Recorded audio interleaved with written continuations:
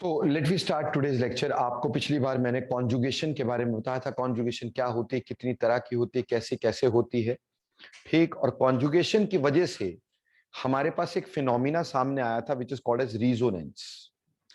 तो आज हम पढ़ाई करेंगे बेटे रीजोनेंस की। जी बेटे,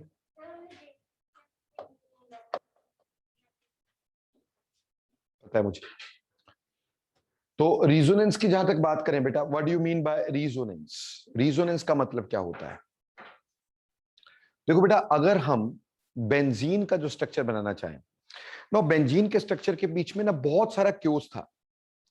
बेंजीन का जो स्ट्रक्चर था, it was, you can say, किसी को समझ नहीं आ रहा था कि स्ट्रक्चर कैसा है। क्योंकि बेसिकली बेंजीन का अगर हम स्ट्रक्चर फॉर्मूला देखें तो C6H6 इस तरह का इसका फॉर्मूला था। अब अगर हम अपने हाइड्रोकार्बन लें, हाइड्रोकार्बन में अगर हम अपना कोई अनसैचुरेटेड, यानी कि जिसमें हमारे पास यहाँ सैचुरेटेड हाइड्रोकार्बन लें, यानी जिसमें सिर्फ सिंगल बॉन्ड्स हो, तो सैचुरेटेड हाइड्रोकार्बन का जनरल फॉर्मूला CnH2n+2 हुआ करता है। CnH2n+2 हुआ करता है, विच सजेस्ट दैट अगर मैं यहां पे C को 6 भर देता हूं तो H2 into 6+2 that is C6 और H14 होना चाहिए। अकॉर्डिंगली C6 के साथ 14H लगने चाहिए, जबकि यहां पे हमारे पास सिर्फ कितने H लगे हैं बेटा?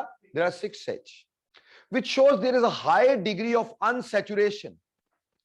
बहुत ज्यादा अनसैचुरेशन की जरूरत है। यहां पे अनसैचुरेशन यानी डबल या ट्रिपल बॉन्ड्स होंगे, तभी ये स्ट्रक्चर ऐसा बनेगा। लेकिन प्रॉब्लम वाज दैट कि बेंजीन जो है वो अनसैचुरेशन के टेस्ट नहीं देता। जैसे जो डबल बॉन्ड के टेस्ट है, डबल बॉन्ड का टेस्ट होता है ब्रोमीन वाटर टेस्ट। किसी भी कंपाउंड में डबल बॉन्ड हो, अगर उसमें ब्रोमीन वाटर डाल दें तो ब्रोमीन अपना कलर लूज कर देती है, कलर उसका खत्म हो जाता है, ठीक। लेकिन बेंजीन में ऐसा नहीं होता। बेंजीन अनसैचुरेशन के टेस्ट नहीं देता। सो इस वजह से बेंजीन का स्ट्रक्चर वाज क्वाइट पहेली for every, you can say, scientist, कि बेंजीन का स्ट्रक्चर कैसा होगा, क्योंकि इसमें हाई डिग्री अनसैचुरेशन तो है, लेकिन अनसैचुरेशन का कोई भी टेस्ट नहीं दे रहा होता। So there was a big problem. बहुत सारे साइंटिस्ट ने अपने स्ट्रक्चर इसको दिए, ठीक, लेकिन none of the structure can explain whole of the properties of benzene, और बेंजीन को एक्सप्लेन नहीं कर सकते थे। वो शाहरुख खान की मूवी देखे हो ना, उसका एक डायलॉग है कि किसी भी चीज को अगर आप दिल से चाहो, शिद्दत से चाहो, तो सारी कायनात उसको आपको मिलाने के लिए तैयार हो जाती है ना बेटा, कुछ ऐसा ही, ठीक। तो ऐसा ही कुछ होता है बेटा। देखो, अगर आप किसी चीज के लिए बहुत ज्यादा पैशनेट हो तो डेफिनेटली वो चीज आपको मिलेगी ही मिलेगी। You must have passion for that. और ऐसा एक पैशनेट आदमी था Kekulé.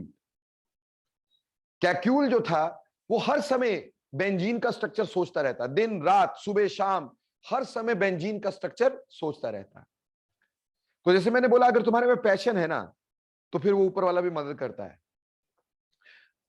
One day he was sitting beside hits, वो फायर प्लेस होती है ना, वहां पे बैठा हुआ था अपनी रॉकिंग चेयर पे, और सोच रहा था बेंजीन के स्ट्रक्चर को। सोचते सोचते ना जाने कब उसको नींद आ गई, उसकी आंख लग गई, ठीक।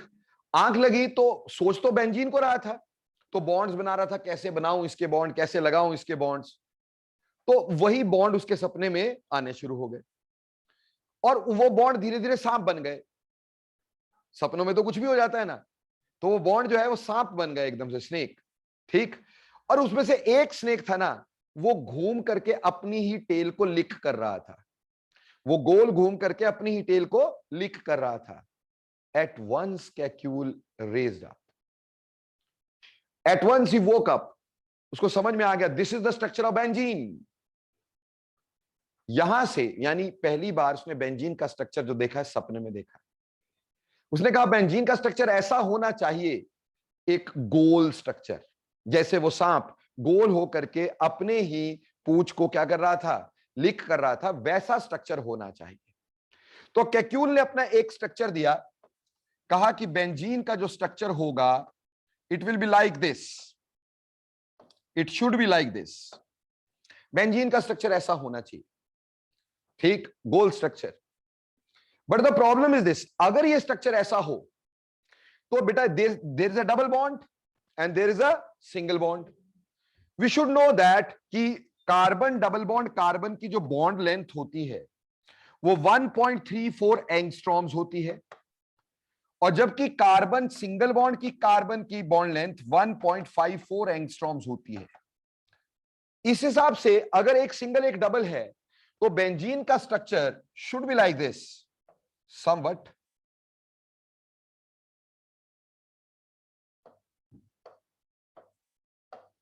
बेंजीन का स्ट्रक्चर ऐसा होना चाहिए था, जो डबल वाले बॉन्ड है वो छोटे हैं और जो सिंगल वाले हैं वो बड़े हैं।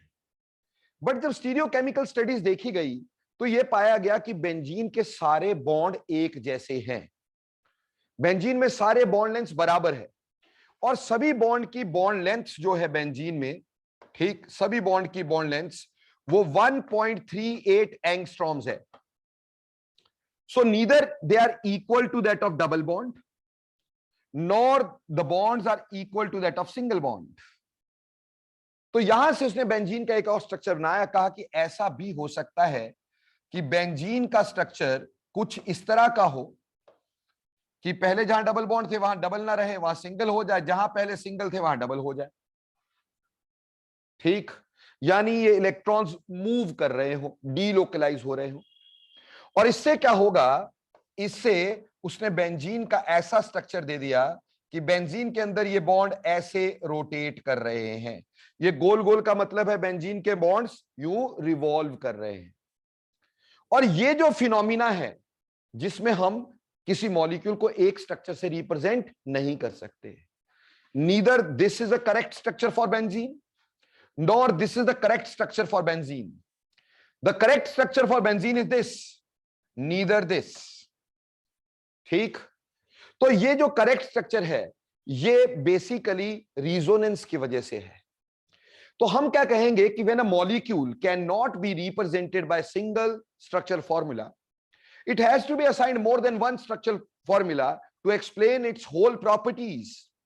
The phenomenon occurring is called as to be resonance. Yani when a molecule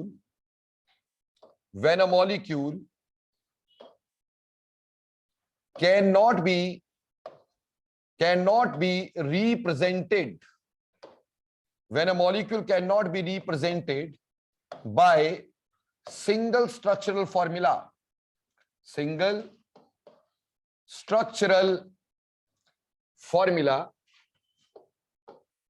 and has to be assigned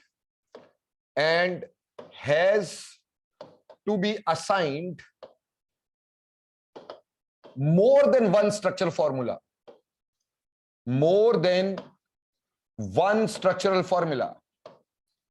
one structural formula, the phenomenon is said to be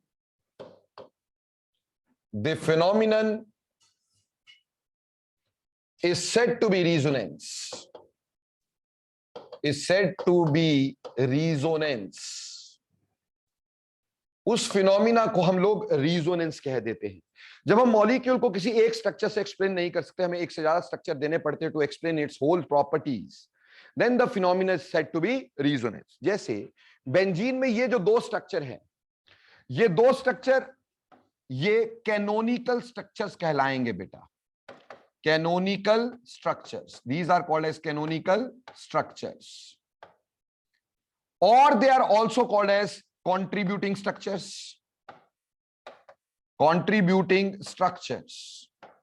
or they are called as resonating structures. They are also called as resonating structures. इसको resonating structure भी कहते हैं। ठीक, canonical structures, contributing structure, resonating structure, mind it, इन दोनों की actual existence नहीं है। Neither benzene exists like this nor benzene exists like this. These are hypothetical. जो कैनोनिकल स्ट्रक्चर होते हैं ये सारे हाइपोथेटिकल होते हैं, थॉट ऑफ होते हैं, इनकी कोई भी एक्चुअल एग्जिस्टेंस नहीं होती, ये हाइपोथेटिकल होते हैं। Only this one which is called as resonance hybrid,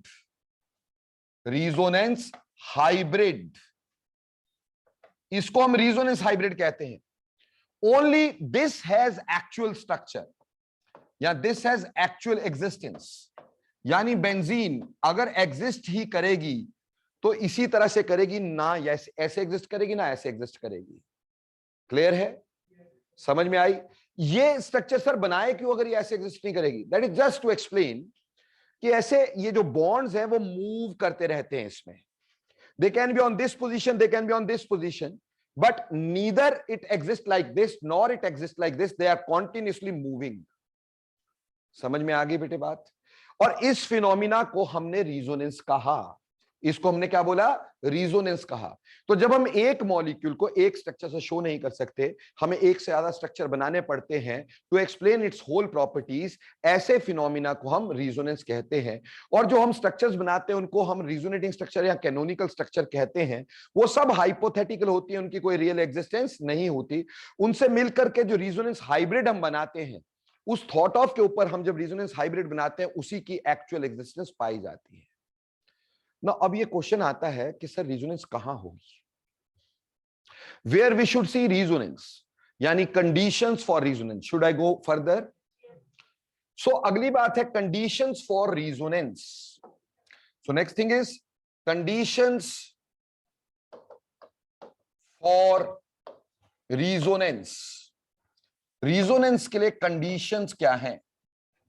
what are the conditions for resonance? Clear?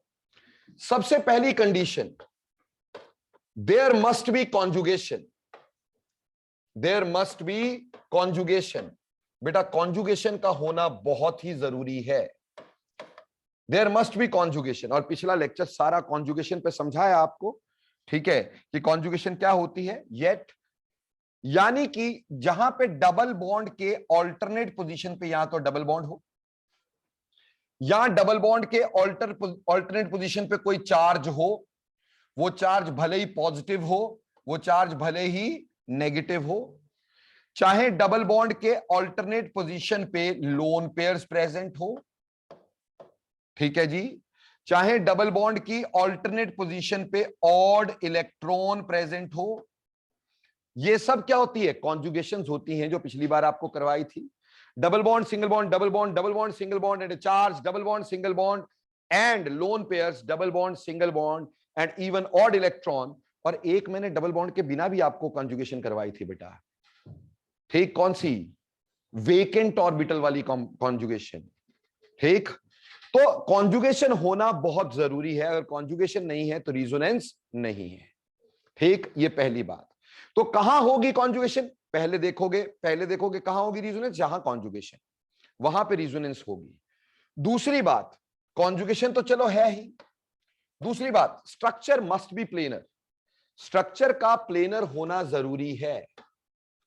Structure must be planar, must be planar. Structure का प्लेनर होना बहुत जरूरी है।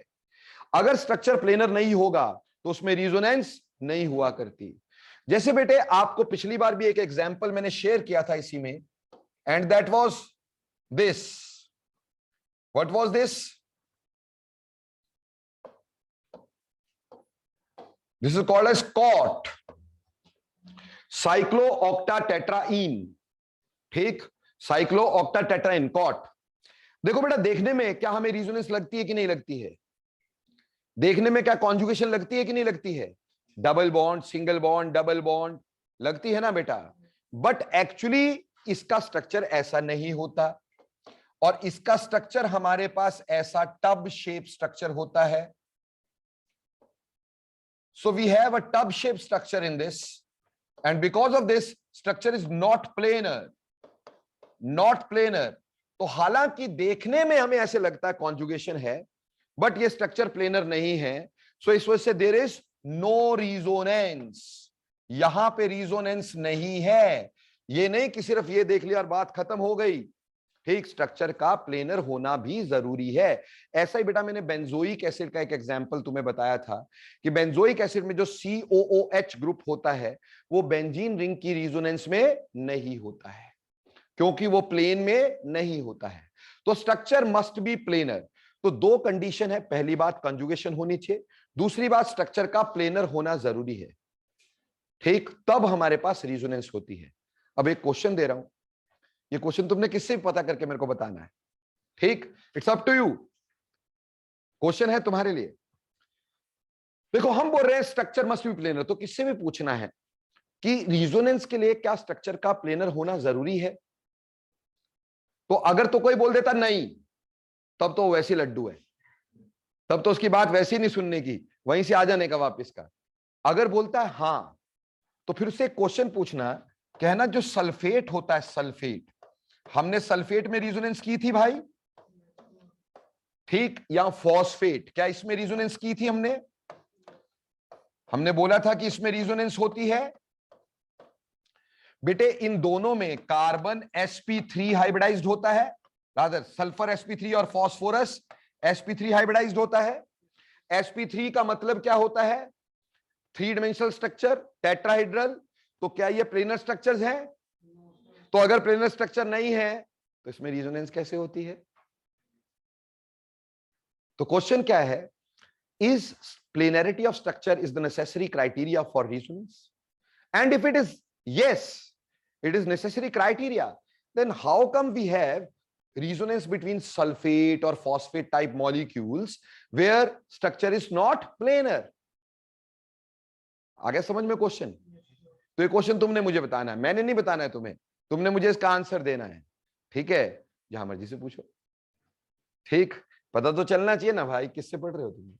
तो एनी हाउ ये कंडीशन थी रिजोनेंस की। अब हम बात करेंगे टाइप्स ऑफ रिजोनेंस, कितनी तरह की रिजोनेंस हुआ करती है। Types of resonance, types of resonance, resonance के कितने टाइप होते हैं? देखो बेटा, when you talk about types of resonance, दो मेजर टाइप्स रिजोनेंस की पाई जाती हैं बेटा, ठीक, एक जिसको बोलते हैं आइसोवैलेंट, आइसोवैलेंट रिजोनेंस, और दूसरी जिसको हम बोलते हैं heterovalent resonance, heterovalent resonance, isovalent resonance and heterovalent resonance. अब ये दो चीजें क्या है? पहले आइसोवैलेंट रिजोनेंस। बेटा आइसोवैलेंट रिजोनेंस वो उसको बोलते हैं जहां पे सभी कैनोनिकल स्ट्रक्चर में बॉन्ड्स का नंबर बराबर होता है, ठीक, if number of sigma and pi bonds are equal in all contributing structures, all contributing या canonical structures। अगर सारे canonical structures में नंबर ऑफ सिग्मा और पाई बॉन्ड बराबर होते हैं, इक्वल होते हैं, ठीक है, तो वहां पे आइसोवैलेंट रिजोनेंस कही जाती है। जैसे बेटे अगर मैंने अभी बेंजीन का स्ट्रक्चर बनाया था, तो बेंजीन का एक स्ट्रक्चर ये बनाया था और दूसरा स्ट्रक्चर बेंजीन का मैंने ये बनाया था, ठीक, लाइक दिस। क्या इसमें डबल बॉन्ड और सिंगल बॉन्ड बराबर है? इसमें और इसमें दोनों जगह डबल बॉन्ड और सिंगल बॉन्ड क्या है? इक्वल है। तो इसको आइसोवैलेंट रिजोनेंस बोला जाता है। Similarly we can take an example of carbonate. Carbonate में भी हमने रिजोनेंस पढ़ी थी, हमने कार्बोनेट ऐसे बनाया था, ठीक, इसका अगला रिजोनेटिंग स्ट्रक्चर कैसे बनाया था? यहां के इलेक्ट्रॉन्स यहां, यहां के इलेक्ट्रॉन यहां और यहां के इलेक्ट्रॉन्स यहां। तो अगला रिजोनेटिंग स्ट्रक्चर हमने ऐसे बनाया था, O नेगेटिव डबल बॉन्ड और यहां पे O नेगेटिव। फिर हमने कहा था कि यहां के इलेक्ट्रॉन यहां और यहां के इलेक्ट्रॉन यहां। अगला रिजोनेटिंग स्ट्रक्चर हमने बना दिया था CO negative double bond O negative C। इसमें भी 4 बॉन्ड है, 3 सिग्मा और 1 पाई। इसमें भी 4 बॉन्ड है, इसमें भी 4 बॉन्ड, सभी में सिग्मा और पाई बॉन्ड बराबर है कि नहीं है? So this is called as isovalent resonance. इसको क्या बोलते हैं? आइसोवैलेंट रिजोनेंस बोलते हैं। बोलो क्लियर और नॉट? वहीं पर हेट्रोवैलेंट रिजोनेंस, जहां पे सारे कॉन्ट्रीब्यूटिंग स्ट्रक्चर्स में pi and sigma bonds are not equal, ठीक, क्या बोलेंगे? If number of sigma and pi bonds are different in all canonical structures में सिग्मा और पाई बॉन्ड इक्वल नहीं है, ठीक। उसको हम हेट्रोवैलेंट रिजोनेंस कहा करते हैं। जैसे प्यारे बच्चों, मान लो this is a molecule I have butadiene, ठीक है। अब देखो बेटे, इसमें रिजोनेंस कैसे शो कर सकते हैं बेटे, यहां के इलेक्ट्रॉन यहां और यहां के इलेक्ट्रॉन्स यहां, ठीक है जी। उसकी वजह से अगला रिजोनेटिंग स्ट्रक्चर कैसा बनेगा, प्लीज सी दिस। यहां डबल बॉन्ड के इलेक्ट्रॉन आगे चले गए तो यहां पॉजिटिव चार्ज आएगा कि नहीं आएगा, यहां सिंगल की जगह क्या आ जाएगा, डबल बॉन्ड। यहां इलेक्ट्रॉन आगे चले गए, क्या आएगा, negative charge. Got it. Similarly इसका ऑपोजिट भी तो हो सकता है, इलेक्ट्रॉन ऐसे भी तो जा सकते थे, यहां के यहां और यहां के यहां, ठीक। तो एक स्ट्रक्चर हम ये भी बना सकते हैं, इसमें यहां पॉजिटिव, यहां डबल बॉन्ड, यहां नेगेटिव। सी, इसमें 2 पाई बॉन्ड थे, क्या यहां 2 पाई बॉन्ड है, क्या यहां 2 पाई बॉन्ड है, नहीं है ना बेटा। तो इसमें क्या हो गया, सारे कंट्रीब्यूटिंग स्ट्रक्चर्स में सिग्मा और पाई बॉन्ड बराबर नहीं है। तो ऐसी रिजोनेंस को क्या बोलते हैं, हाइपरवैलेंट, ये सॉरी हेट्रोवैलेंट रिजोनेंस, हेट्रोवैलेंट रिजोनेंस। समझ में आई बेटे बात। आइसोवैलेंट रिजोनेंस की कंट्रीब्यूशन, यानी बेटा रिजोनेंस बहुत सारी चीजों में कंट्रीब्यूट करती है, जैसे स्टेबिलिटी ऑफ स्ट्रक्चर, ठीक है। तो ये आइसोवैलेंट की ज्यादा कंट्रीब्यूशन होती than that of heterovalent structures. समझ में आई, यानी isovalent resonance more contribute towards the properties of molecule than that of heterovalent resonance. Heterovalent resonance की कंट्रीब्यूशन हमेशा कम होती है, जबकि आइसोवैलेंट की रिजोनेंस हमेशा ज्यादा पाई जाती है। उसकी contribution towards the properties is more. Is it clear. तो बेटे आपको दोनों टाइप समझ में आ गए कि नहीं आ गए। इधर देखो कितने पाई बॉन्ड है दोस्त, एक है, आंखें टेस्ट करवा, 1 और 2 है, ठीक। 2 पाई बॉन्ड है यहां पे कितने आ गए, एक ही है ना। तो पाई बॉन्ड का नंबर डिफरेंट हुआ कि नहीं, तो ऑब्वियसली ये क्या हो गया, हेट्रोवैलेंट। जब हमारे पास सिग्मा और पाई बॉन्ड का नंबर क्या हो जाए, डिफरेंट हो जाए, तो वो हेट्रोवैलेंट। अब यहां पे कितने पाई थे भाई, 3, और यहां कितने हैं, 3। कोई फर्क पड़ा, सिंगल बॉन्ड में फर्क पड़ा। सिमिलरली यहां कितने पाई बॉन्ड है, 1। यहां कितने हैं, 1। यहां कितने हैं, 1। क्या सिग्मा पाई में फर्क पड़ा। सो ये कौन सी हो गई, आइसोवैलेंट। और ये कहां पे, जहां पे पाई बॉन्ड और सिग्मा बॉन्ड में फर्क पड़ता है, वो क्या कौन सी होती है, हेट्रोवैलेंट। एंड कंट्रीब्यूशन ज्यादा किसकी है, आइसोवैलेंट की ज्यादा कंट्रीब्यूशन हो सकती है। कहीं पे अगर आपको ये पूछा जाए कि ये ज्यादा स्टेबल, ये लेस स्टेबल, तो जहां पे आइसोवैलेंट रिजोनेंस होती है उसकी स्टेबिलिटी हमेशा हेट्रोवैलेंट रिजोनेंस से ज्यादा होती है। बोलो इज इट क्लियर, समझ में आ गया अच्छे से। ये थी टाइप्स ऑफ रिजोनेंस। नाउ अब हम बात करेंगे कैरेक्टरिस्टिक्स ऑफ रिजोनेंस, कि रिजोनेंस के कैरेक्टरिस्टिक क्या होते हैं। कैरेक्टरिस्टिक्स ऑफ रिजोनेंस, रिजोनेंस के कैरेक्टरिस्टिक क्या होते हैं, ठीक। सबसे पहला कैरेक्टरिस्टिक तो ये है बेटा, it is a permanent effect. It is a permanent effect, permanent effect.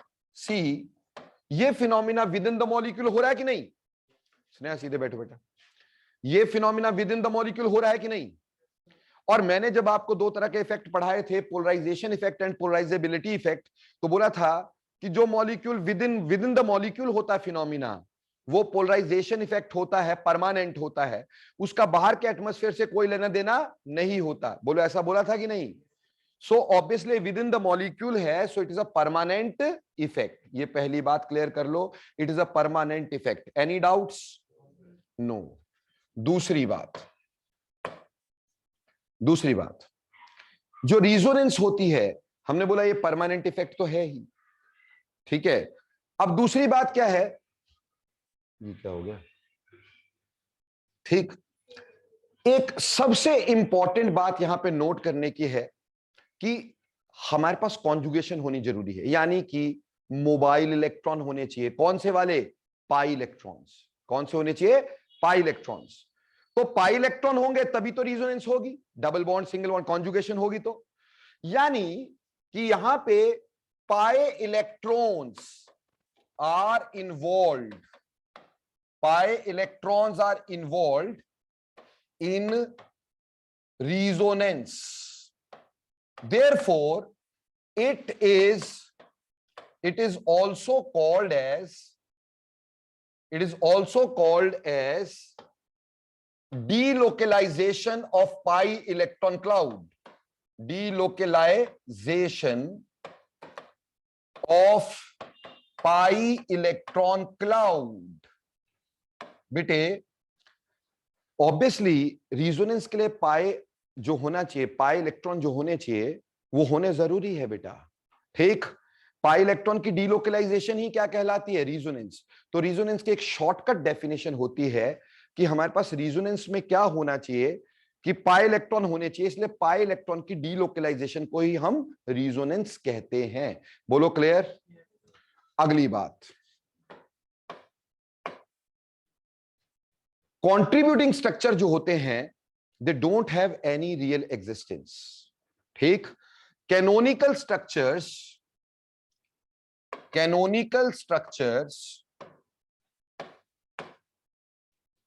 Do not have actual existence,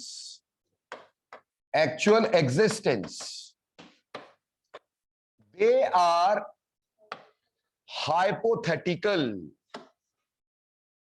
hypothetical only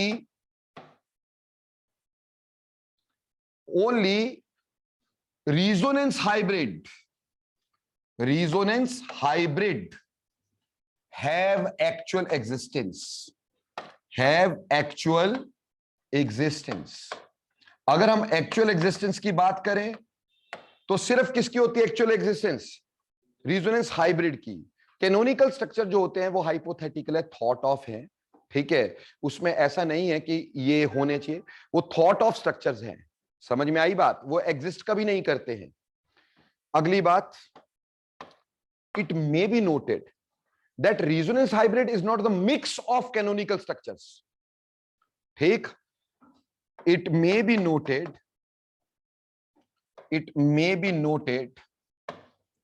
that resonance hybrid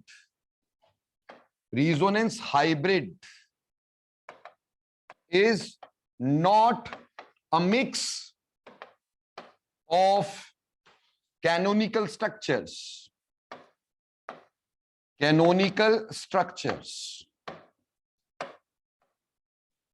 हमें ध्यान से यह समझना है कि रिजोनेंस हाइब्रिड जो है वो उन सबका मिक्सचर नहीं है, that is not the mixture. ऐसा कभी नहीं है, जैसे दो स्ट्रक्चर बेंजीन के मैंने बनाए, तो ऐसा नहीं कि बेंजीन 50% ऐसे होती होगी 50% ऐसे होती होगी तो दोनों मिला के हमने ऐसा लिख दिया, ऐसा नहीं है। या ऐसा भी कभी नहीं है कि किसी पॉइंट ऑफ टाइम पे बेंजीन ऐसे एग्जिस्ट करती होगी, किसी पॉइंट ऑफ टाइम पे ऐसे एग्जिस्ट करती होगी तो उन दो को मिला के रिजोनेटिंग बना दिया। No, not at all.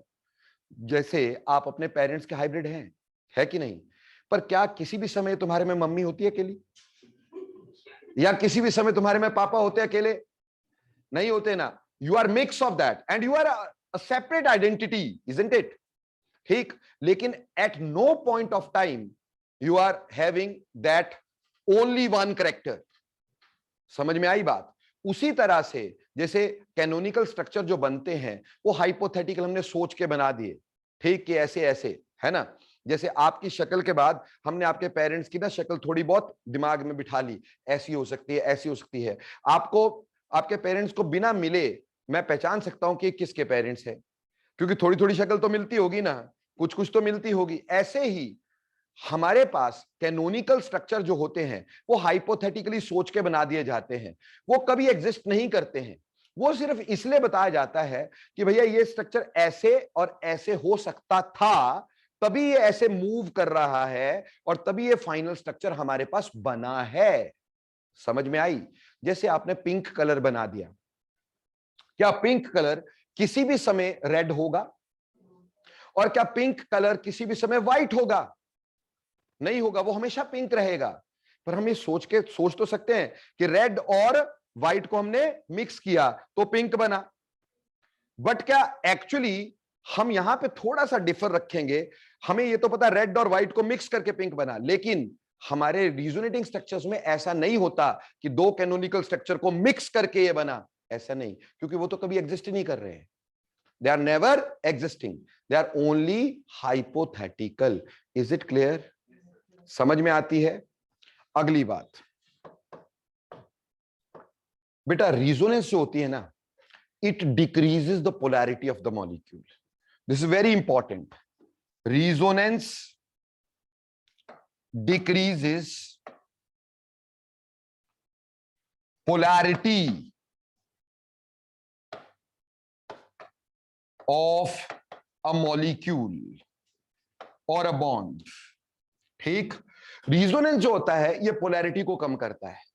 Sir ये समझ नहीं आया। सी, मान लो मेरे पास एक तो है CH3 CH2X, ठीक है जी, X इज हैलोजन से X ही क्या लगाना, अपन यहां पे Cl लगा देते हैं। ठीक बेटा, is there any resonance over here? Is there any resonance? There is no resonance because there is no conjugation, double bond ही नहीं है। और दूसरी तरफ मेरे पास है CH2 double bond CH single bond Cl। Now is there any resonance in this molecule? Yes, because there are lone pairs तो है ही है, और यहां पे क्या है, डबल बॉन्ड, तो double bond single bond lone pair, तो देयर इज रेजोनेंस। तो इसके रेजोनेटिंग स्ट्रक्चर मैंने ऐसे बना दी, यहां पे यहां के इलेक्ट्रॉन यहां और यहां के इलेक्ट्रॉन्स यहां। क्लियर? और उसकी वजह से अगला रेजोनेटिंग स्ट्रक्चर हमारे पास बना CH2 1 negative CH double bond CH Cl1 positive. ये स्ट्रक्चर मैंने बना दिया, इसका रेजोनेटिंग स्ट्रक्चर, ये स्ट्रक्चर हमने बना दिया रेजोनेटिंग स्ट्रक्चर। बोलो क्लियर? कोई दिक्कत है क्या इसमें?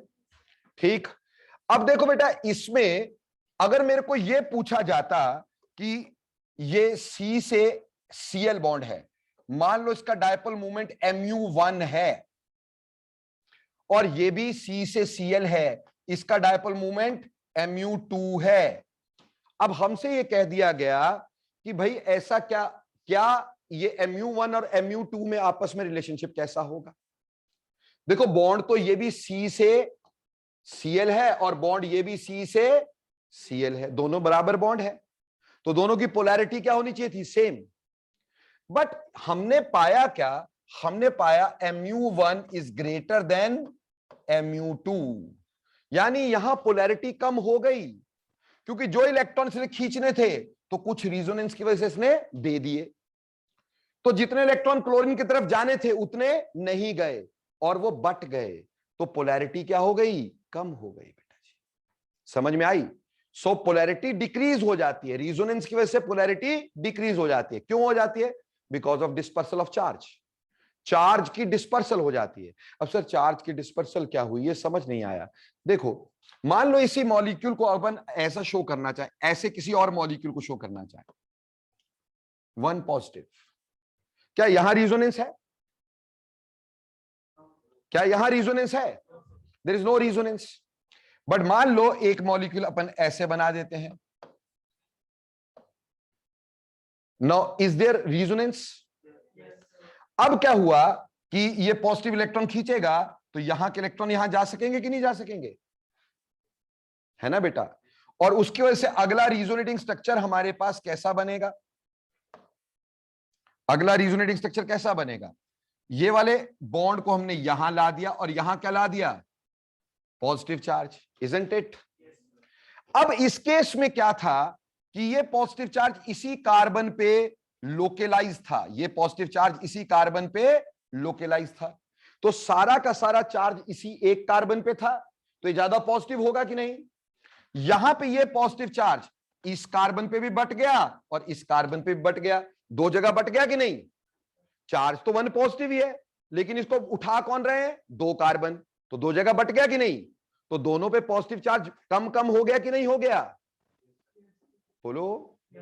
सो ऑब्वियसली यहां पे चार्ज की क्या हो गई, डिस्पर्सल, चार्ज बट गया। डिस्पर्सल का मतलब होता है चार्ज का बटना।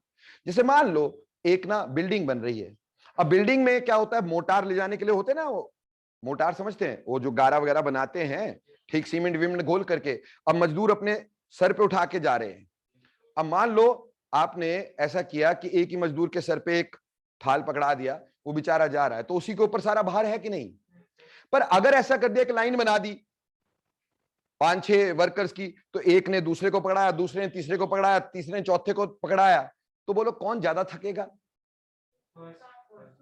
जो पहले वाला था, जिसके अकेले एक ही बंदा उठा रहा था, ज्यादा थकेगा ना, क्योंकि उसके ऊपर बोझ ज्यादा है। पर अगर सारे बांट रहे हैं वो बोझ, तो बोझ कम हो जाएगा कि नहीं। उसी तरह से यहां पे positive charge is lying on only 1 carbon, और यहां पे वही positive charge is accommodated by 2 carbons. तो ऑब्वियसली यहां पे चार्ज की डिस्पर्सल हो गई, चार्ज बट गया बेटे, और चार्ज बटने की वजह से पोलैरिटी थोड़ी कम हो जाती है, क्योंकि फिर एक बॉन्ड में नहीं रहेगी पोलैरिटी, सारे बॉन्ड्स में थोड़ी थोड़ी बट जाएगी। समझ रहे मेरी बात। उसी तरह से जैसे यहां पे क्लोरीन ने इलेक्ट्रॉन खींचने थे, पर यहां देने की वजह से थोड़ी बहुत पोलैरिटी क्या हो गई, डिक्रीज हो गई। तो इस तरह से जो रिजोनेंस होती है, रिजोनेंस पोलैरिटी को डिक्रीज करती है due to dispersal of charge. And what is dispersal of charge? That is delocalization of charge from one atom to another atom. So that is called as dispersion of charge. Are you clear?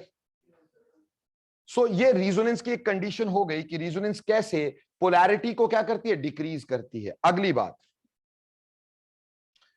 बात, छठी बात, resonance increases the bond order. Resonance increases the bond order of single bond and decreases the bond order of multiple bond. क्या बोला, resonance increases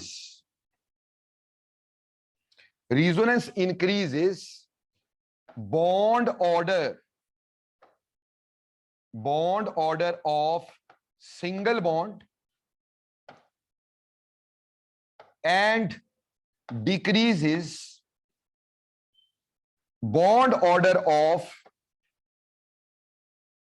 bond order of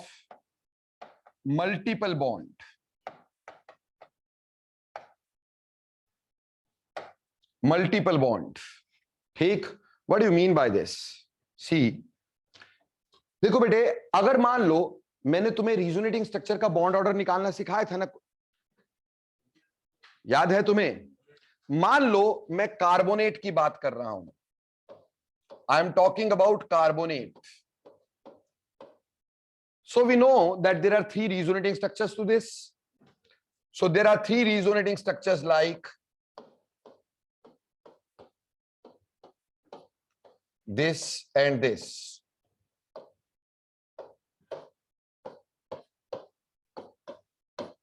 These are 3 resonating structure of carbonate. So बेटे अगर मैं इसको bond A बोलूं, इसको B बोलूं और इसको C बोलूं, तो मेरे पास expected bond order A is equal to B, which is less than C होना चाहिए कि नहीं। A और B का बॉन्ड ऑर्डर 1 होना चाहिए, क्योंकि इसमें एक एक बॉन्ड बना है, यहां पे भी 1 होना चाहिए, और C में 2 होना चाहिए कि नहीं। बट मैंने तुम्हें बताया था रिजोनेटिंग स्ट्रक्चर के बॉन्ड ऑर्डर कैसे निकालते हैं, कैसे बताया था आपको। मैंने आपको समझाया था कि बॉन्ड ऑर्डर रिजोनेटिंग स्ट्रक्चर में निकालते हैं total number of bonds divided by number of resonating structures. बोलो ऐसा बताया था कि नहीं। तो यहां बॉन्ड ऑर्डर देखोगे तो हमारे पास क्या आएगा, बॉन्ड ऑर्डर क्या आएगा, हमारे पास यहां पे टोटल बॉन्ड कितने हैं 4, और हमारे पास रिजोनेटिंग स्ट्रक्चर 3, तो बॉन्ड ऑर्डर 1, तो इसने सारे बॉन्ड्स को बराबर कर दिया। अब सारे बॉन्ड की बॉन्ड ऑर्डर क्या है, सेम है, सारे बॉन्ड का बॉन्ड ऑर्डर सेम है कि नहीं है? On the other hand single bond की बजाय अब ए का बॉन्ड, ए या बी का, A is equal to B is equal to C, सारे बॉन्ड बराबर हो गए। अब ए का बॉन्ड ऑर्डर पहले 1 था, अभी कितना है? 1.33, बड़ा कि नहीं बड़ा? और पहले बी सी का बॉन्ड ऑर्डर कितना था? 2, अभी कितना है? 1.33, कम हुआ कि नहीं हुआ? है ना बेटा? तो क्या हुआ, सिंगल बॉन्ड का बॉन्ड ऑर्डर ये क्या कर देता है? बढ़ा देता है, क्योंकि उसमें पार्शियल डबल बॉन्ड कैरेक्टर आ जाता है। और मल्टीपल बॉन्ड का बॉन्ड ऑर्डर कम कर देता है, क्योंकि उसमें पार्शियल मल्टीपल बॉन्ड हो जाते हैं, कंप्लीट नहीं रहते हैं। और आपको यह भी पता है, इस हिसाब से हम ये भी बोल सकते हैं, resonance makes bond length equal, bond length equal.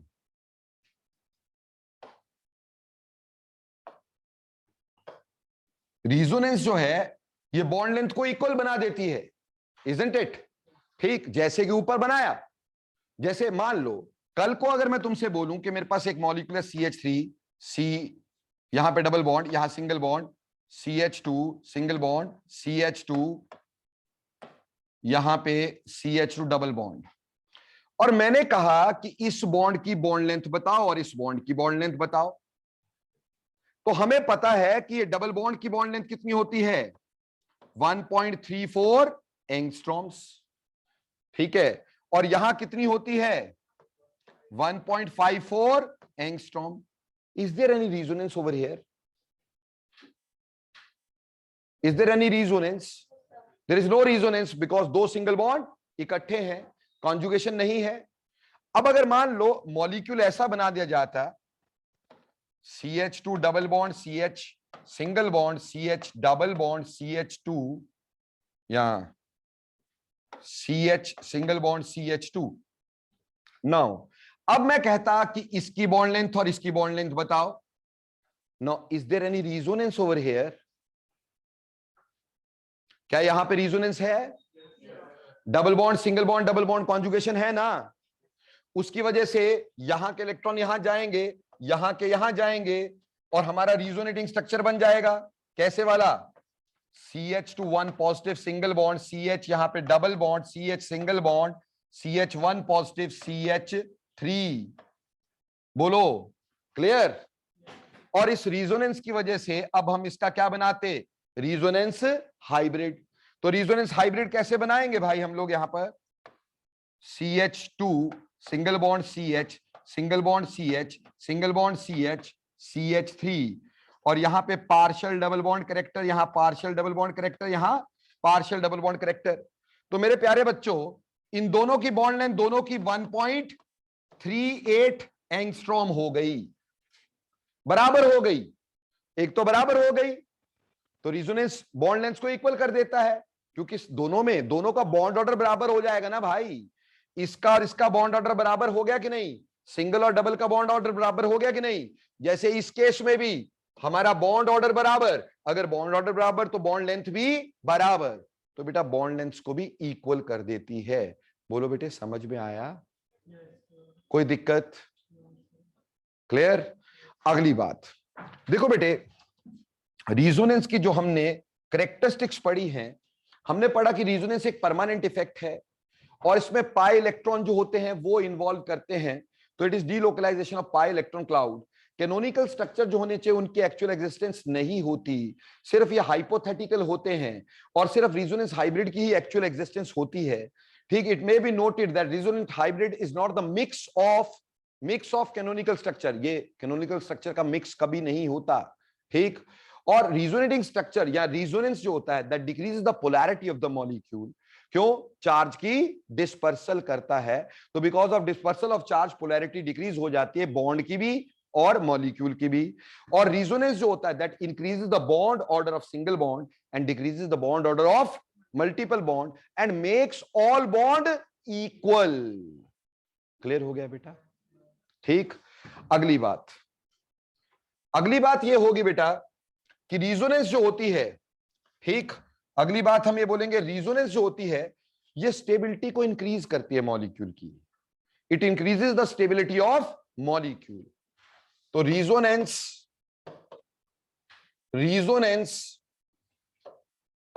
increases the stability of molecule. Stability of molecule, जहां रिजोनेंस होगी वहां स्टेबिलिटी मॉलिक्यूल की बढ़ जाएगी। क्यों बढ़ेगी? बड़ी सिंपल बात है, अगर कहीं पे चार्ज होगा तो चार्ज की डिस्पर्सल हो जाएगी भाई, ठीक है जी। या कहीं सिंगल है तो सिंगल का डबल बन जाएगा भाई, पार्शियल डबल। तो हर केस में स्टेबिलिटी क्या हो रही है? बढ़ रही है। तो it increases the stability of the molecule. जैसे बेटे अगर मेरे को कल को पूछ लिया जाए CH3 CH2 CH2 1 पॉजिटिव और CH2 double bond CH CH2 1 positive, इसमें से ज्यादा स्टेबल कौन है और क्यों है? ठीक। और एक और चीज पूछ लिया जाए, मान लो ये है,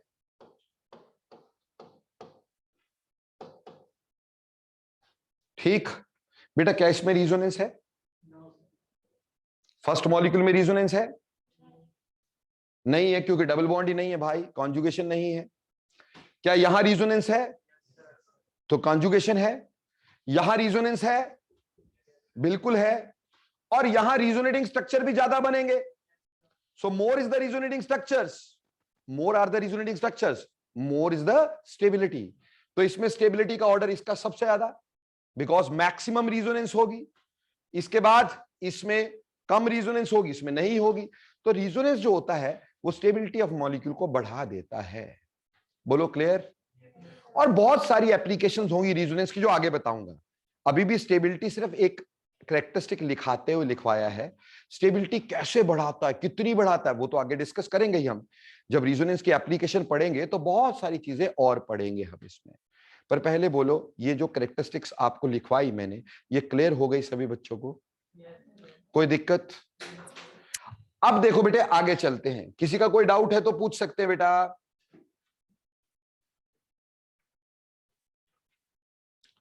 Last one, Angad, what do you want to ask? Please again tell me.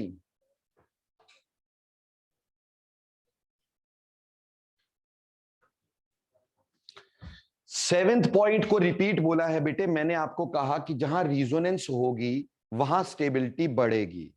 क्यों? क्योंकि स्टेबिलिटी में जैसे यहां के इलेक्ट्रॉन यहां जाएंगे तो पॉजिटिव चार्ज इसकी जगह इस कार्बन पे भी डिस्पर्स होगा, तो दो चीजें मिला के पॉजिटिव चार्ज उठाएंगी तो ज्यादा इजी होगा, किसी एक पे रह जाएगा तो लेस इजी होगा। So this makes it more stable. और यहां के इलेक्ट्रॉन यहां जाएंगे, फिर पॉजिटिव चार्ज यहां आएगा, फिर यहां के इलेक्ट्रॉन यहां जाएंगे, पॉजिटिव चार्ज यहां आएगा, यहां के इलेक्ट्रॉन यहां जाएंगे, पॉजिटिव चार्ज काफी सारे एटम उठा सकेंगे। अगर इसके रिजोनेटिंग स्ट्रक्चर आगे बना के दिखाते हैं अपन आपको, ठीक इस तरह से बना सकते हैं उसके रिजोनेटिंग स्ट्रक्चर। यहां CH2 1 positive, double bond double bond. अब यहां के इलेक्ट्रॉन गए यहां पर, सो अगला स्ट्रक्चर हमारे पास कुछ ऐसा बन गया, ठीक, लाइक दिस। अब यहां के इलेक्ट्रॉन यहां जाएंगे तो पॉजिटिव चार्ज यहां आ जाएगा, जहां से इलेक्ट्रॉन आगे चले गए तो अगला स्ट्रक्चर जो हमारे पास आएगा that will be like this, ठीक है जी। अब यहां के इलेक्ट्रॉन यहां जाएंगे तो अगला स्ट्रक्चर कैसे आएगा? अगला स्ट्रक्चर आएगा इस तरह से,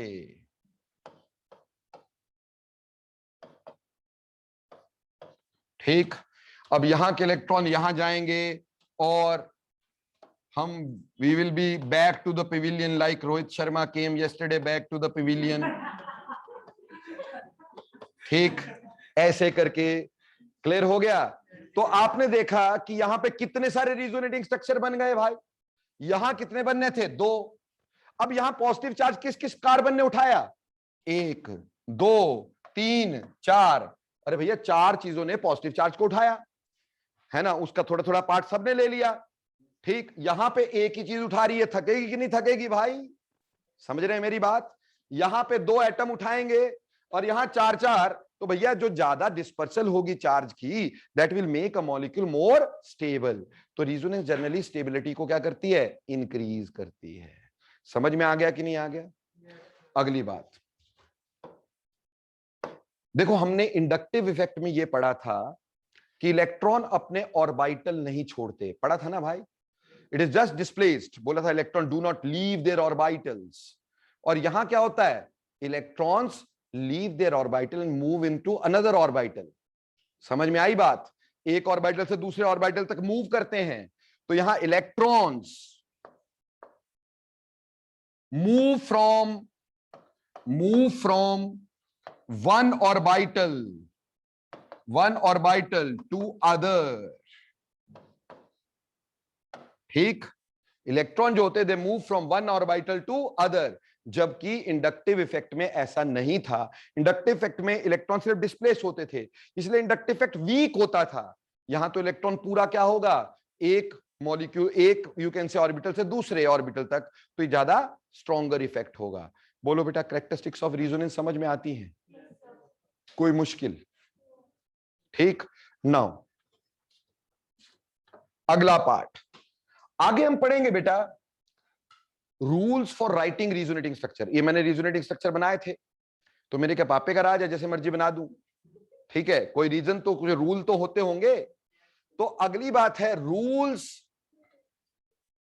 for writing resonating structures. Resonating structure लिखने के क्या रूल्स होते हैं बेटा? इसके ऊपर क्वेश्चन इस तरह से बनता है, which of the following is not the resonating structure of other, है ना जी। ऐसे चार नीचे ऑप्शन दे दिए, एक बोला which of the following structure is not the resonating structure of others, बाकियों का रिजोनेटिंग स्ट्रक्चर कौन सा नहीं है ना, जो नहीं बन सकता, जो नहीं हो सकता। तो कैसे लिखने हैं हमें rules for writing resonating structure, please see here, very important part. Number 1, all resonating structure must be proper Lewis structures. There must not be pentavalent carbon or pentavalent nitrogen or divalent hydrogen. All contributing structures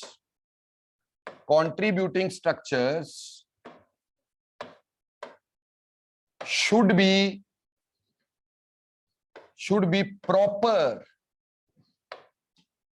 Lewis structures. All contributing structures should be proper Lewis structures.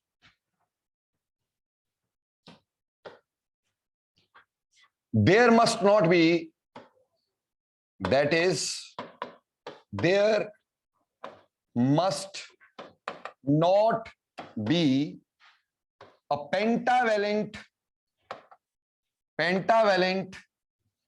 carbon or pentavalent nitrogen or divalent hydrogen. बेटा सारे Lewis structure जो होने चाहिए वो proper Lewis structure होने चाहिए। कोई भी पेंटावेलेंट नाइट्रोजन या पेंटावेलेंट कार्बन, क्योंकि कार्बन कभी 5 बॉन्ड बनाता है क्या? नहीं बनाता है। नाइट्रोजन कभी 5 बॉन्ड बनाता है क्या? बना ही नहीं सकता है। Nitrogen can maximally form 4 bonds. Maximum covalency of nitrogen is 4। How come sir, आपको क्या सपना आता है? देखो बेटा, नाइट्रोजन जो है ना, नाइट्रोजन की कॉन्फ़िगरेशन क्या है? 1s2 2s2 2p3। Valence shell में कितने इलेक्ट्रॉन?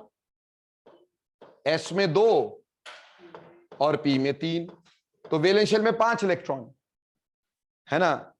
तो एक तो ये बना सकता है सिंगल बॉन्ड, एक ये 3 सिंगल बॉन्ड ये, और एक मैक्सिममली क्या बना सकता है? Coordinate bond. क्या 2d एग्जिस्ट करता है? 2d एग्जिस्ट नहीं करता, तो क्या ये इलेक्ट्रॉन एक्साइट हो सकेगा? अरे 2d एग्जिस्ट नहीं करता तो कैसे होगा? जज्बात में बह रही है तुम। ठीक, तो 2d एग्जिस्ट ही नहीं करेगा तो ये कभी भी आगे जंप करेगा, और थर्ड शेल में थोड़ी जाएगा यार, उसके लिए एनर्जी बहुत ज्यादा चाहिए होगी, तो ऑब्वियसली ये एक्साइट नहीं होगा। अगर एक्साइट नहीं होगा तो ये 4 ही बॉन्ड नाइट्रोजन बना सकता है, तो पेंटावेलेंट नाइट्रोजन नहीं होना चाहिए। ठीक, जैसे मैं आपको समझा देता हूं, मान लो मुझे ऐसा बोल दिया,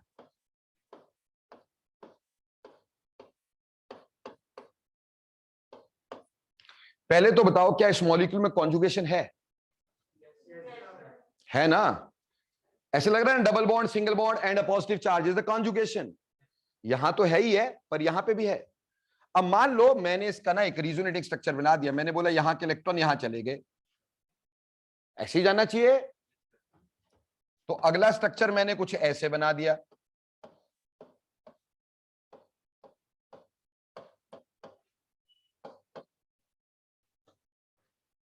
अब तो इसको इलेक्ट्रॉन मिल गए, पॉजिटिव नहीं रहा, पॉजिटिव यहां आ गया।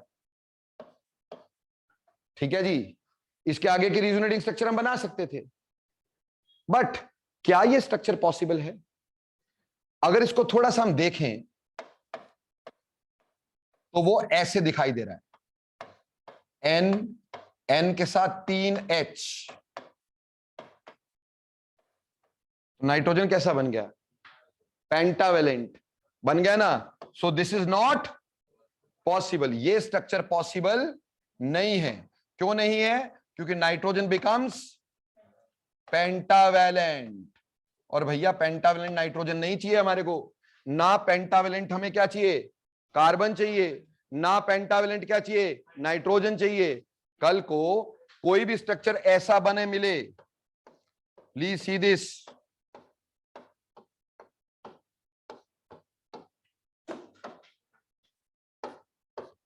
Highly impossible structure, highly impossible structure, 1 2 3 4 5 bond बनेंगे क्या? ऊपर से पॉजिटिव भी, एक इलेक्ट्रॉन दे भी दिया, बॉन्ड भी 5, बच्चे की जान लोगे क्या? तो मतलब ये नहीं पॉसिबल। बेटा देखो, जब भी कभी जिंदगी में क्वेश्चन नाइट्रोजन वाली स्पीशीज का आ जाए ना, आपको बोला which of the following is not the resonating structure, और आपको वहां नाइट्रोजन दिख रहा है, तो बेटा सबसे पहले नाइट्रोजन की पेंटावेलेंसी देखना, क्योंकि 99% यही क्वेश्चन पेपर में आता है। नाइट्रोजन वाली स्पीशीज आती है और बोलते हैं इसमें से कौन सा रिजोनेटिंग स्ट्रक्चर नहीं है, और बच्चे इलेक्ट्रॉन ही घुमाते रह जाते हैं। आप सिंपल ऐसी जगह पे सिर्फ नाइट्रोजन सबसे पहले देख लेना। हां, अगर नाइट्रोजन पेंटावेलेंट नहीं है तो फिर आप रिजोनेंस करके देखेंगे कि कौन सा स्ट्रक्चर इसमें पॉसिबल है, कौन सा नहीं है।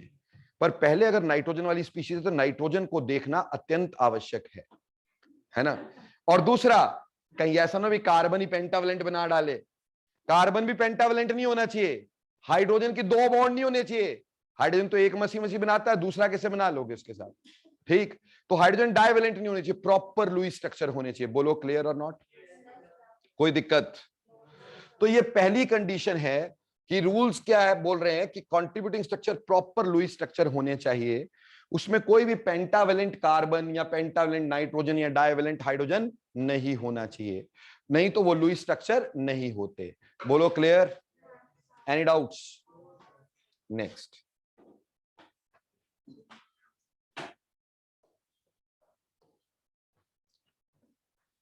देखो बेटे, रिजोनेटिंग ग्रुप्स जो होने चाहिए, कॉन्जुगेशन में जो ग्रुप होने चाहिए, दे मस्ट बी प्लेनर। ये पहले भी बता दिया आपको मैंने, ठीक, कि groups in conjugation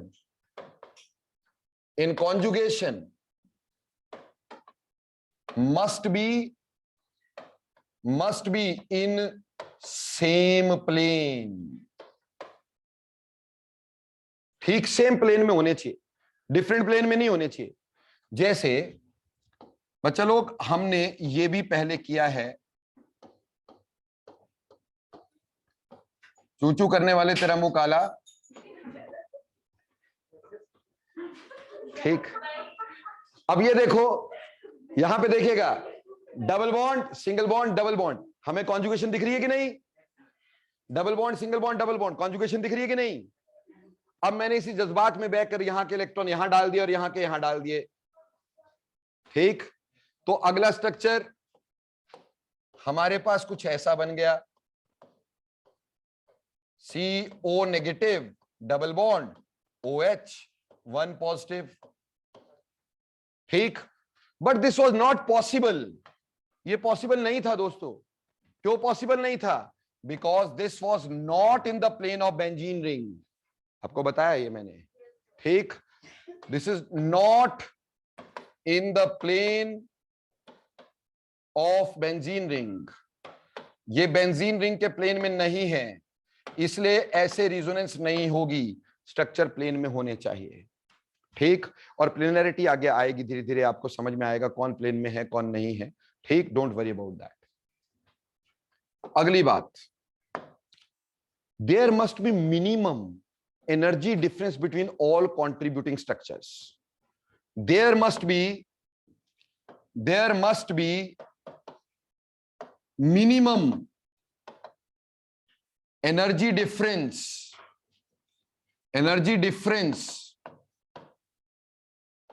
in all contributing structures। जितने भी कंट्रीब्यूटिंग स्ट्रक्चर होते हैं उनमें एनर्जी का डिफरेंस मिनिमम होना चाहिए। ठीक, जैसे बेंजीन जो था, बेंजीन को कैक्यूल ने ऐसा स्ट्रक्चर दिया है ना जी, सपने वाला है ना, तो उसने इसकी ऐसे रिजोनेंस भी शो की।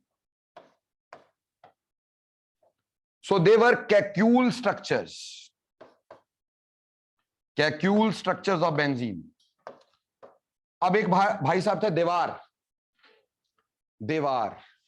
देवार ने क्या किया, अपनी दीवार खड़ी कर दी। उसने बोला बेंजीन के मैं दूंगा स्ट्रक्चर। उसने कहा बेंजीन के स्ट्रक्चर में ऐसे भी तो बना सकता हूं, 3 ही बॉन्ड बनाने ना, बोला इससे इसको जोड़ दो। बेंजीन में दीवार, बंदे का नाम दीवार था वैसे। अब बोलता मैं इसकी रिजोनेंस भी शो कर सकता हूं। कहता कि ये जो है ये ऐसे भी तो हो सकता है। ठीक, फिर भाई साहब बोलते हैं ऐसे क्यों, ऐसे भी हो सकता है। ठीक, ये दीवार स्ट्रक्चर थे, दीवार स्ट्रक्चर। ठीक है, उसने कहा बेंजीन ही बनानी ना तो ऐसे भी बना लो, बल्कि कैक्यूले के स्ट्रक्चर फेंक दो। क्यों, मेरी बेंजीन में रिजोनेंस ज्यादा दिख रही है, 3 स्ट्रक्चर, कैक्यूल के तो 2 ही स्ट्रक्चर। अब भाई को समझाया गया, बोला ऐसा है, इन दोनों के बीच का एनर्जी डिफरेंस देखा कभी जिंदगी में? This energy difference is very high, ये एनर्जी डिफरेंस बहुत ज्यादा है, यानी इन स्ट्रक्चर्स की एनर्जी बहुत ज्यादा होती है। अब आप बोलोगे सर हमें कैसे पता चलेगा? बेटा ये तुम नहीं बता सकोगे, ये एक्सपेरिमेंटली निकाली जाती है। कैसे निकाली जाती है? एक्सपेरिमेंटली निकाली जाती है। And experimentally it has been found that in structures की एनर्जी इनके मुकाबले बहुत ज्यादा होती है। तो ऑब्वियसली स्ट्रक्चर में एनर्जी का डिफरेंस ज्यादा नहीं होना चाहिए, तो इन स्ट्रक्चर्स को डिस्कार्ड कर दिया गया। बोला तुम्हारे स्ट्रक्चर की एनर्जी का डिफरेंस बहुत ज्यादा है, ठीक, इसके मुकाबले एनर्जी का डिफरेंस बहुत ज्यादा है। पर ऐसा क्यों, एनर्जी लगभग सेम क्यों होनी चाहिए? देखो बेटा, मैंने ना अगली बार टेस्ट लेना है तुम्हारा +2 में एडमिशन देने से पहले। ठीक, उन्हीं को देनी है एडमिशन जो अच्छे अच्छे बच्चे होंगे, जो क्लास में पढ़ेंगे, जो क्लास में नहीं पढ़ेंगे उनको एडमिशन नहीं देनी। अब उसके लिए अपन ने क्या करना है, एक टेस्ट रखना है। अब टेस्ट में एक्स स्टूडेंट के नंबर आगे 20 और वाई के आगे 19, जेड के आगे 21। ठीक, और बेटा एक ए स्टूडेंट था, उसके नंबर आए 2। अब भैया 2 वाले को छोड़ दूंगा ना यार, जो 19 21 है उसको कैसे छोड़ू? लगभग एक जैसे ही है, उनकी इंटेलिजेंस लगभग सेम सेम ही होगी ना। ठीक, वो थोड़ा बहुत हो सकता है भाई, किसी से टिक गलत लग गया, किसी से कुछ हो गया, आसपास के उनकी इंटेलिजेंस लगभग सिमिलर है। पर एक जिसके नंबर ही बड़े कम है यार, वो तो समझ में आ ही रहा है लड्डू है, तो उसको तो छोड़ ही दूंगा ना। सिमिलरली अगर हमारे पास 2 स्ट्रक्चर ऐसे हैं, जैसे ये 2 स्ट्रक्चर है, इनकी एनर्जी में ज्यादा डिफरेंस नहीं है, ज्यादा डिफरेंस नहीं तो इनको छोड़ नहीं सकते, दोनों को लिखना पड़ेगा। लेकिन अगर इनमें डिफरेंस ज्यादा है तो एक की एनर्जी बहुत ज्यादा, जिसकी एनर्जी बहुत ज्यादा वो बहुत अनस्टेबल, और जिसकी एनर्जी बहुत कम वो बहुत स्टेबल। तो एक स्ट्रक्चर बहुत स्टेबल, एक स्ट्रक्चर बहुत अनस्टेबल। जो बहुत अनस्टेबल उसको लूंगा ही क्यों? हाइपोथेटिकली लिखना है ना। ये कौन से हमारे पास एक्चुअली एग्जिस्टिंग है, ये क्या है? हाइपोथेटिकल। अभी सोच भी वैसी रखो यार, है ना, बेफजूल की सोच थोड़ी रखेंगे। अनस्टेबल को भी ले लो, ऐसे थोड़ी कर सकते हैं।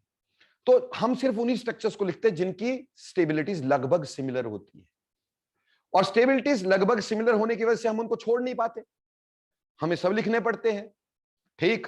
लेकिन अगर स्टेबिलिटीज का फर्क बहुत ज्यादा हुआ तो डेफिनेटली हम छोड़ सकते हैं उनको, है ना भाई। तो इसलिए जिनकी एनर्जी का डिफरेंस बहुत ज्यादा है वो स्ट्रक्चर हम नहीं लेंगे, हम सिर्फ वही स्ट्रक्चर लेंगे जिनकी एनर्जीज लगभग सिमिलर होंगी। देखो सेम तो नहीं हो सकती, है ना, सेम एनर्जीज नहीं हो सकती, थोड़ी थोड़ी सिमिलर सिमिलर सी होंगी, कहीं कहीं सेम भी हो सकती है, ठीक। तो हमने इसलिए दीवार के स्ट्रक्चर डिस्कार्ड कर दिए क्योंकि there was lot of energy difference between all contributing structure which should not be. तो बोला कि ये स्ट्रक्चर हम नहीं लेंगे क्योंकि एनर्जी का डिफरेंस बहुत ज्यादा है। तो दीवार, भाई साहब की दीवार अपने घर पे ढह गई और खत्म। क्लियर हो गया बेटे, पॉइंट क्लियर हुआ। वैसे आज ऐसा नहीं लग रहा तुम मस्ती में ज्यादा है, लग रहा है ना ऐसा, है ना। देखो आदमी को वहीं तक खींचना चाहिए जहां तक खींच सके, क्यों जी, रबड़ बैंड को वहीं तक खींचो जहां तक खींच सके, नहीं तो बहुत जोर से लगता है, इजंट इट। रबड़ बैंड खींचा कभी और कभी टूटा हाथ में, मजे आए फिर, है ना। तो बेटा इसलिए आदमी को वहीं तक खींचो जहां तक खींच सके, है ना। I am very cool with you, I think so, ठीक है ना। बड़ा मजेदार रहता है क्लास अपना, हंसते खेलते पढ़ लेते हैं, आए भले ही कुछ ना, बट पढ़ तो लेते हैं, ठीक। तो वो माहौल बरकरार रहे, पर उसमें ऐसा ना हो कि बिल्कुल ही कुछ ना आए, है ना। वो मस्ती थोड़ी सी करेंगे यार जब समय आएगा, ठीक। तो एनी हाउ तीसरा स्ट्रक्चर समझ में आया कि नहीं आया, तीसरी बात सब समझ में आ गई कि नहीं आ गई। अगली बात, नंबर ऑफ अनपेयर्ड, चौथा है number of unpaired and paired electrons, number of unpaired and paired electrons must be same in all contributing structures। जितने भी कंट्रीब्यूटिंग स्ट्रक्चर होते हैं उसमें पेयर्ड और अनपेयर्ड इलेक्ट्रॉन का नंबर सेम होना चाहिए। सी, ध्यान से सुन लो बेटा, पाई बॉन्ड्स का नंबर भले अलग हो उससे फर्क नहीं पड़ता, पर पेयर्ड और अनपेयर्ड इलेक्ट्रॉन्स यानी पेयर्ड कंडीशन वाले और अनपेयर्ड कंडीशन वाले वो अलग अलग नहीं होने चाहिए। जैसे समझो मेरी बात, मेरे पास है CH2 double bond CH single bond CH double bond CH2, ठीक है जी। अब इसमें प्यारे बच्चों यहां के इलेक्ट्रॉन यहां और यहां के इलेक्ट्रॉन्स यहां, तो अगला रिजोनेटिंग स्ट्रक्चर हमने क्या बनाया, CH2 1 positive single bond CH double bond CH single bond CH2 1 negative, ऐसा बनाया कि नहीं बनाया, ठीक है जी। अब इसमें भले ही पाई बॉन्ड अलग है पर क्या पेयर्ड इलेक्ट्रॉन्स अलग अलग हुए। यहां अगर आगे गया तो पूरा पेयर का पेयर ही गया है ना बेटा, एक इलेक्ट्रॉन तो नहीं गया बेटा। नेगेटिव चार्ज कहीं पे भी देखो उसका मतलब लोन पेयर होगा, नेगेटिव चार्ज मतलब लोन पेयर, पक्का समझ में आई। पर ये पेयर है ना बेटा, अनपेयर्ड तो नहीं है। अब मान लो इसी में कोई भाई पागल हो गया और उसने ऐसा बना दिया रिजोनेटिंग स्ट्रक्चर, बोला जी मेरे को रिजोनेटिंग स्ट्रक्चर बनाना है, मैंने ऐसा बना दिया,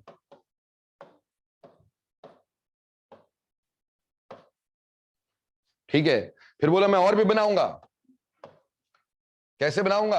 अब मेरे को कंजुगेशन दिख रही है, double bond single bond loan electron, तो बोला मैं ऐसे बनाऊंगा, यहां का इलेक्ट्रॉन यहां डालूंगा और यहां का यहां डालूंगा, ठीक। और मेरे पास एक और रिजोनेटिंग स्ट्रक्चर बनेगा,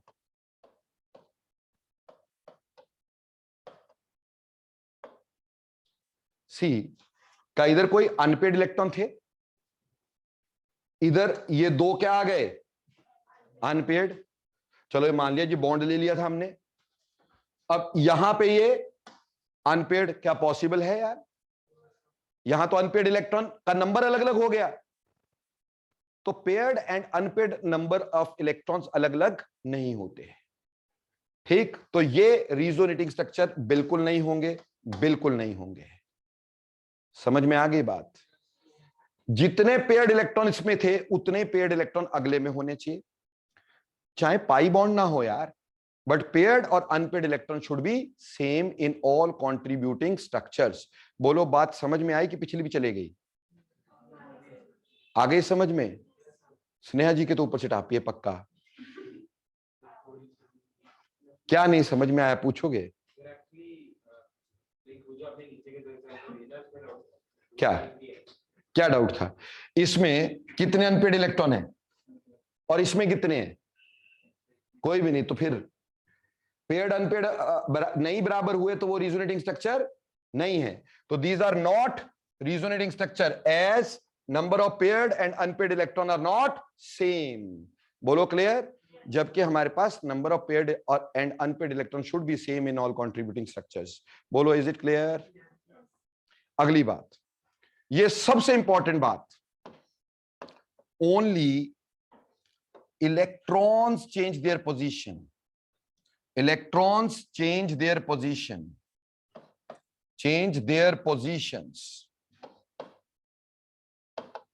Group or atoms, groups or atoms remain intact, remain intact. सिर्फ हमारे पास इलेक्ट्रॉन जो होते हैं वो अपनी पोजीशन चेंज करते हैं, एटम या ग्रुप अपनी पोजीशन कभी चेंज नहीं करते। जैसे प्लीज सी दिस, मेरे पास ये एक स्ट्रक्चर है, इस स्ट्रक्चर को मैं इनोल बोलूंगा। क्या बोलूंगा? इनओल। इन भी है, ओल भी है ना?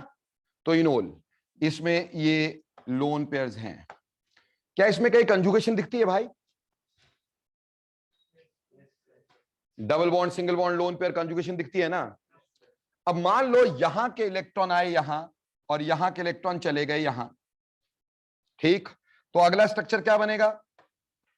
CH2 1 negative, single bond CH, double bond O ने इलेक्ट्रॉन दिए तो O के ऊपर पॉजिटिव चार्ज। क्लियर जी? अब मैंने देखा कि यहां नेगेटिव और ऑक्सीजन पॉजिटिव। ऑक्सीजन में मैंने बोला हाइड्रोजन से इलेक्ट्रॉन इसने ले लिए और H पॉजिटिव बना, H पॉजिटिव ने नेगेटिव पे अटैक कर दिया,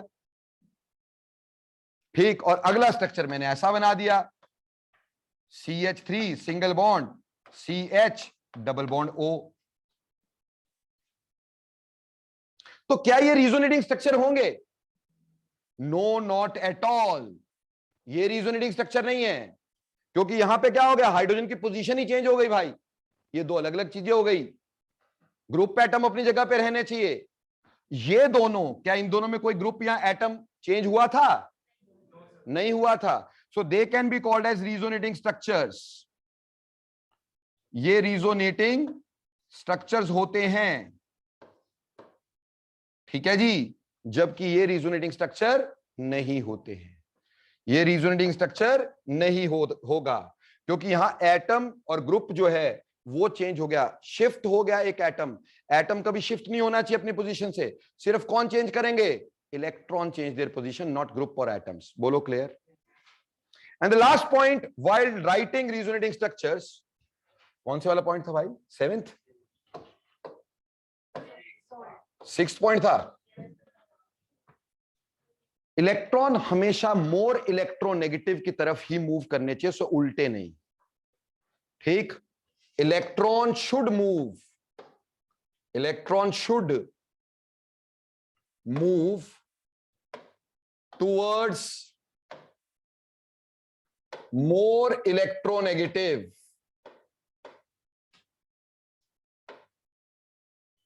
from less electronegative, from less electronegative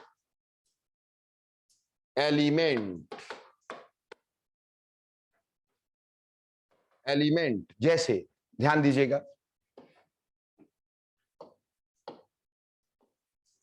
मान लो ये मॉलिक्यूल है, ठीक है जी?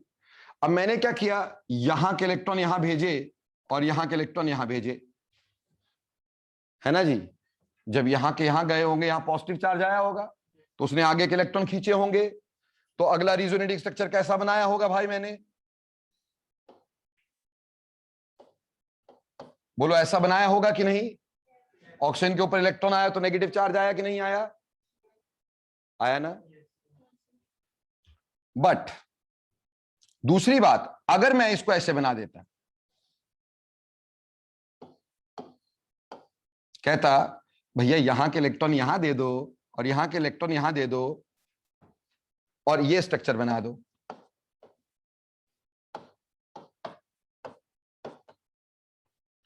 सो यहां electrons are moving from more electronegative to less electronegative. This is not possible. समझ में आई बात? This is not possible at all. Clear हो गया? समझ में आ गया बेटा? तो मोर इलेक्ट्रोनेगेटिव की तरफ मूव करवाना. अगली बात, charge should be conserved. Charge should be conserved in all contributing structures. In all contributing structures, जितने भी contributing structures हैं उनमें चार्ज बराबर होना चाहिए, कंजर्व्ड रहना चाहिए. Charge must be conserved in all contributing structures. जैसे बेटा इसमें चार्ज कितना है? 0. इसमें चार्ज कितना है? 0. +1 -1 0 है ना? तो चार्ज कंजर्व्ड है ना? ऐसा मत कर देना कल को ऐसा कोई स्ट्रक्चर बना दो, ऑक्सीजन पे नेगेटिव, डबल बॉन्ड, पॉजिटिव है ही नहीं, क्या चार्ज कंजर्व हुआ?